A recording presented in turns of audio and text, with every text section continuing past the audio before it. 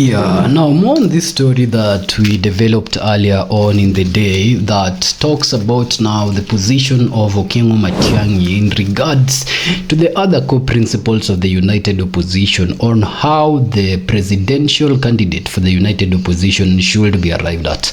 Now this is a story that we want to detail for you shortly now that Matiang'i has finally broken silence on this particular issue after close allies to Honorable Kalonzo Musyoka, including the Deputy Minority Leader in the Senate in the previous episode that we detailed here at the People's Mirror, blamed him for being a mole within the United Opposition. Our platform is one that gives equal opportunity to all political sides and tries to recover political sentiments without any partiality, and also trying to uncover really the nonsense aside and filter into what politicians are saying for your consumption. We pride ourselves as the first impartial political podcast in the Kenyan space, and if you are interacting with our channel, of course, for the first time, just hit the subscribe button. If you have already joined this particular movement before, and we say a huge thank you to our over 4,060 subscribers. If you have been here before, then please just like our videos so that other more people can also interact with the People's Mirror. Now, with that introduction, ladies and gentlemen, let's go back to the main story. And this story is very interesting because the party that formed government in 2007, that is the PNU party, the Party for National Unity, that steered President Mwai Kibaki back into office post the 2008 post-election violence, has now really unanimously joined hands with the Jubilee party. The main aim is that they are trying to front Okengo Matiang'i as their presidential candidate for the United Opposition in 2027. Now, this is causing loggerheads with a section of the United Opposition feeling that without Raila Amolo Odinga in the space anymore, the space is now left for Kalonzo Musyoka. Other sections feel that Rigathi Gachagua's DCP is the freshest thing in the market that has not been stained by previous political affiliations, and therefore is the fit vehicle to take this country to the next step in 2027. There's also a section that feel that PLP for Martha Karua is actually now the party to look at, because Martha Karua came so close to the presidential seat in the previous election when she was the running mate for Raila Odinga. Had they secured that particular win, by the way, and by the passing of Raila, which was a natural occurrence, Martha would be the sitting president right now. Now, while these conversations are boiling up, the DAP Kenya party believes that the Luhya land offers the second most populous votes, and so they are coming into this negotiation believing that they need to be picked as the presidential flag bearer for this particular position.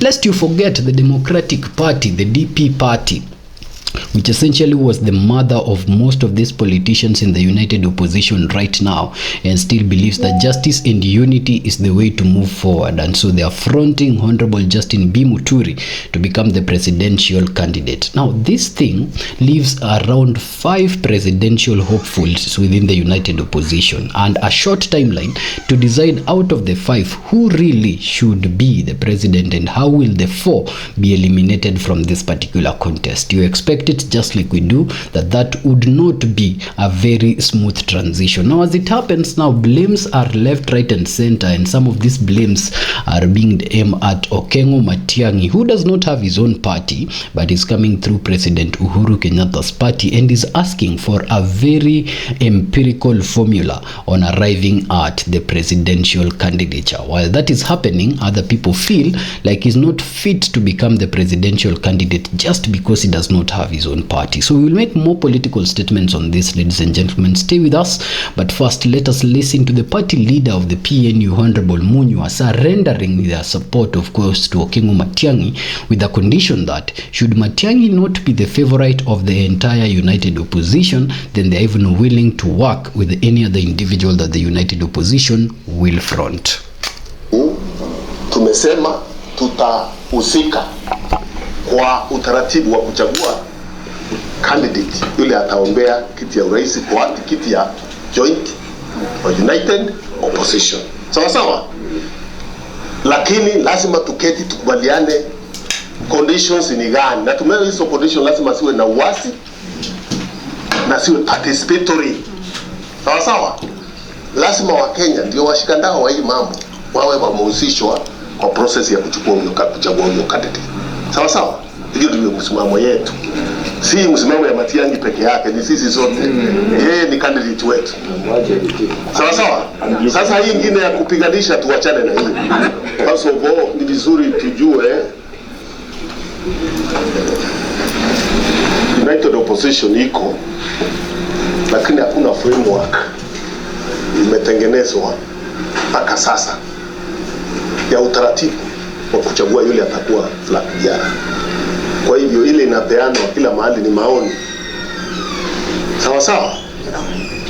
Ingawa kunao wanataka kupeana impression wao ndio watachagua, yule atachaguliwa lazima iwe process ambayo ni ya uwazi na ambayo inahusisha washikandao wote. Na washikandao wa muhimu zaidi ni Wakenya, kwa sababu president yule atachaguliwa atakuwa akihudumia Wakenya, si ndio? Hata kuwa akihudumu kwa shamba lake ama kwa familia yake, atakuwa akihudumia Wakenya. Na kwa hivyo, kwa sababu Wakenya wanataka alternative ya ile serikali ambayo imeshindwa na kazi, lazima hiyo alternative iwe imehusisha Wakenya kuchagua. Hivyo ndivyo tunasema sisi. Hivyo ndivyo tunasema. Sawa sawa. Sasa sisi kama Jubilee na PNU tumeshikana tukasema kiongozi wetu kwa hiyo kiti ni Matiang'i. Lakini process ikifika iseme sio yeye ni mwingine na iwe ni process ya uwazi, tuko tayari kuunga hiyo mkono. Tunataka hiyo iwe wazi. Tunaelewana? Kwa hivyo tuko kwa hiyo harakati pamoja ya kuchagua mmoja ambaye atakuwa muombea wa kiti ya urais kwa alliance ya opposition. Sawa sawa. Sasa sisi tumeanza hapa kama vile tunajuana, Waislamu hujuana kwa vilemba. Sisi tunajuana vizuri. Ndio tumeanza hapa. Tuko na vyama vingine pia ambao ni marafiki ambao tunazungumza nao, na tutaketi pia waingie kwa kikapu yetu tuendelee kufanya hiyo kazi pamoja. Unaelewana? Pia tumechagua kamati, ya Secretary General alisahau kuwaambia ni muhimu. Tumechagua kamati ambayo itaketi sasa, technical committee, to work out the nitty-gritty of this arrangement, this agreement, this relationship. So those questions you are asking are coming too early. Whether there will be zoning, whether there will be joint candidates in those other seats, all those things will be answered in a framework that a technical committee already made of Secretary Generals and Executive Directors is working on. Sawa? Now, before we even play for you the news bite of course, Honorable Matiang'i and Honorable Ole Kenta, who is the current Secretary General of the Jubilee Party and was present. The former Secretary General of the Jubilee Party, Honorable Jeremiah Kioni, was present, who is the current Deputy Party Leader, serving in the same position, just like Okengo Matiang'i. They were both present. Now, I want to bring you back to a particular story before we talk about, of course, Matiang'i and this current of arrangement. Munya specifically. Last year, towards the end of last year, Peter Munya made a statement clearly, and his statement was to the effect that they are not comfortable with President William Ruto's government as PNU and as an individual, and they were exploring other options of removing President William Ruto. Now, that time,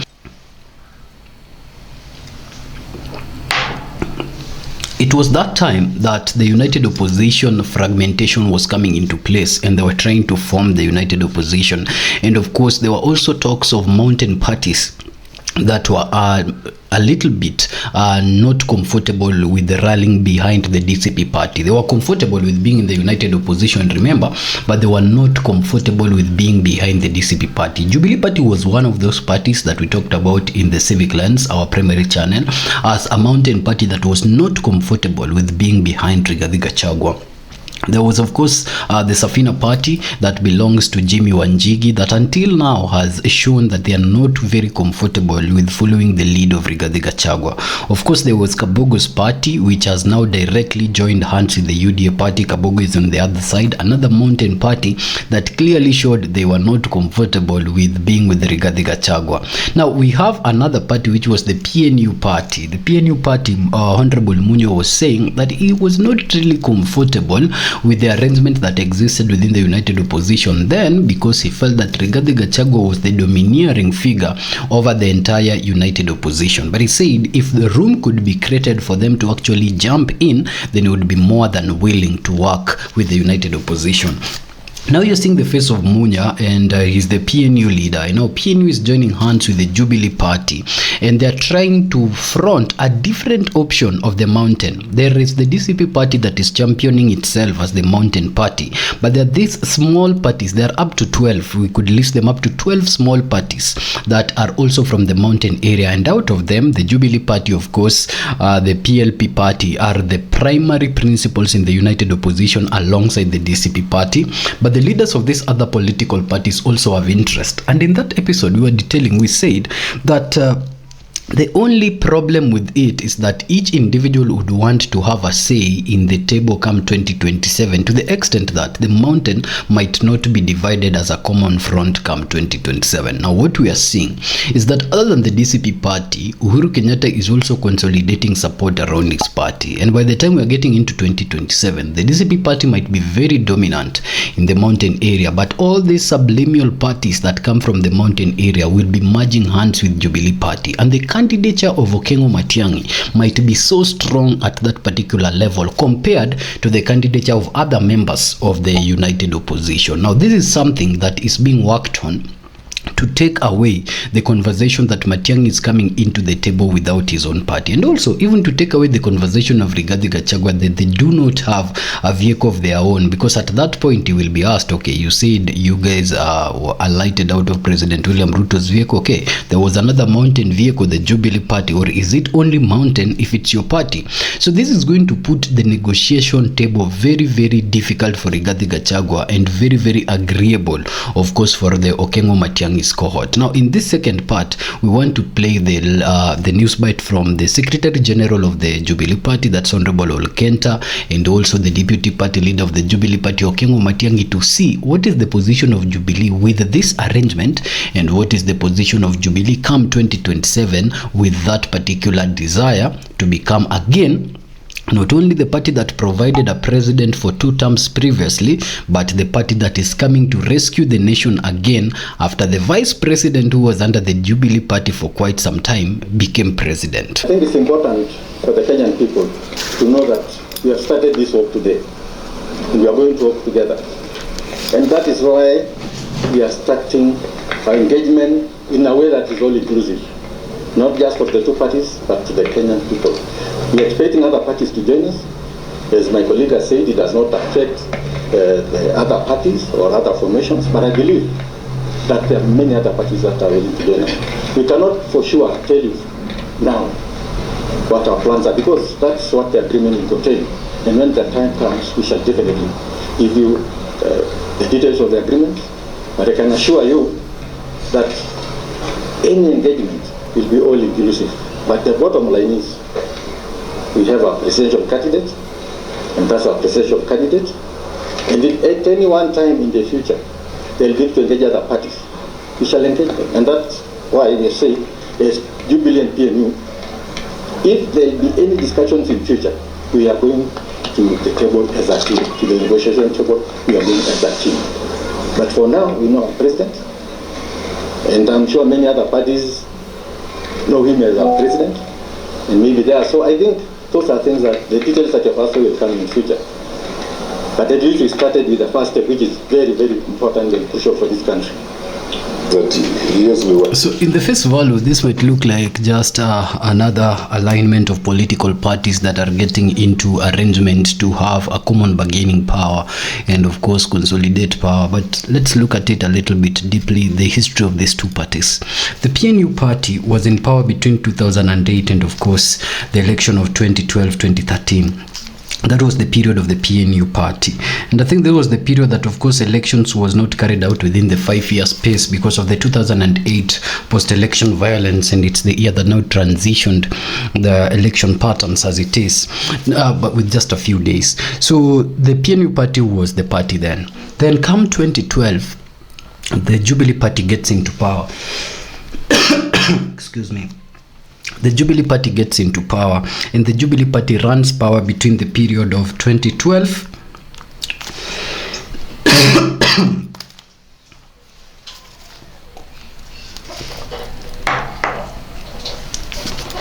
all the way to the period of 2022. Now that's a 10-year gap. So if you tie it essentially before President William Ruto's regime, that is hardly surviving 5 years, it is these two parties that have formed this coalition that were in power. And they were in power for 15 years. Now, they might not have the numbers as it is then, as they had then, or perhaps they do. But one thing that they have for sure is that they have created relationships. They have created very good relationships both internally and externally when it comes to power. They understand the systems of power because they have provided a president for a period of a decade and a half. So when they unite and they say that they are starting to have conversations moving into the future with other political parties to consolidate their strength in the negotiating front of 2026 or 2027 within the united opposition, it's something that should not be taken lightly. But it's also something that should bug the mind of Kenyans that, okay, if they were the people that have been in power for the previous 15 years before, of course, President William Ruto's now 5 year that has all these issues, then there is an extent of blame that you have to transmit to them. You surely have to blame them for the CBC which they created, and right now it's the fall of the education under the previous regime, under the current regime. You have to blame them for the talks of treasury being empty because they were the people in power for those previous 15 years. Now the question that I want you to let us know in the comment section is, are you comfortable with the returning the previous 15 years into the next 15 years, or are you ready for a fresh blood? Now this is a conversation that puts Matiang'i's candidature into the brim, because when you look at it that way, then Matiang'i does not become, of course, the choice. But if you look at Matiang'i as an individual without the relationship of these parties behind him, then Matiang'i is the choice. Now let us know in the comment section what you think, the history of these parties vis-a-vis Matiang'i's presidency. But first, of course, let's delve into what Matiang'i himself said out of this arrangement. We were scheduled to have a retreat to plan so many things, institutionalization and so on and so forth. But it was postponed because the date did not work for some members of the group. And I think our co-conveners, and that's why, I'm very hesitant to speak about this, because even as united opposition, we have a structure we have subscribed to that we would like to respect as we move forward. And we have two co-conveners and a spokesperson. They are the ones who are supposed to address these issues in terms of what will happen and so on. And when a date is found for the retreat, we will get communication from our official spokesperson of the united opposition or from the two co-conveners. And then we will go ahead. We have had so many meetings before. There was nothing unique about the retreat that was going to happen. And I don't think that even the next one will be unique. We are going to have many, many more meetings. I keep emphasizing this. I think it's important for the people of Kenya. My brothers and sisters, this is a journey. And it is not something that is going to be addressed and sorted out in a day. Building consensus. Look around the world and study, even coalition governments. Look at Europe, look at Israel and the others. To get people to align them, to align their visions, their platforms, their plan of government, it takes time. I don't know why we expect that it will be, a 1 day or 2 days affair. We are on a journey, and we hope that by God's grace, that journey will culminate in the best interests of the people of Kenya getting better leadership. That's all. So let's not, speculate too much. And then there was no question of reservations. But I had my views on how, because your colleagues asked me, how do I think a presidential candidate should be chosen? And I said, I don't know. We are going to agree when we get there. But in my view, from where I sit, it ought to be an inclusive process, because in alliance building and coalition building, process is as important as the outcome itself. Because if you have 5 candidates, you're going to go through a process where 4 candidates are going to come back without being nominated the flag bearers. They must have a basis, a credible basis of conviction, to tell their supporters that we sat in that place, we went through this process, and we arrived at X or Y as the candidate. And since we are bound by that arrangement, let us now support that candidate. That is how you achieve your objectives. But you see, if you operate on the basis of a conspiracy, you will not achieve your objectives, because how will those other 4 who are not nominated go back to their supporters and address them? How will they explain to them why they are not the candidate? Because if our interest is unity and to bring everybody together, then honestly there is no substitute for inclusion, including the public, and ensuring that we are open and transparent about these issues, talking to people. Maybe you guys from the media, because you are serious guys from the media, you should even organize a presidential debate for opposition candidates so that we come before the people of Kenya. What are we hiding? We are not looking for family leadership, we are looking for public leadership. The people of Kenya should be involved in the process all along. Thank you. So yeah, ladies and gentlemen, that's the position of Matiang'i. Has finally broken the silence, talking about an empirical and scientific way of actually arriving at the presidential candidature, because when that decision is going to be made, there are 4 people who will go back home without the presidential dream materializing, and only 1 person will. And so the process in that particular decision will be as important as the outcome. Now let us know in the comment section what you think, of course, of that statement coming from the former Interior CS and Education CS under the Jubilee regime, and the current presidential candidate under the same Jubilee regime, are trying to bring Jubilee back to power just 5 years after Jubilee stopped being into power and the UDA party took over. And the UDA party leader actually is a former vice president under the Jubilee party. So safe to say that for the past 15 years, we are having leadership that is trained and formed within the Jubilee cohort. And if you add it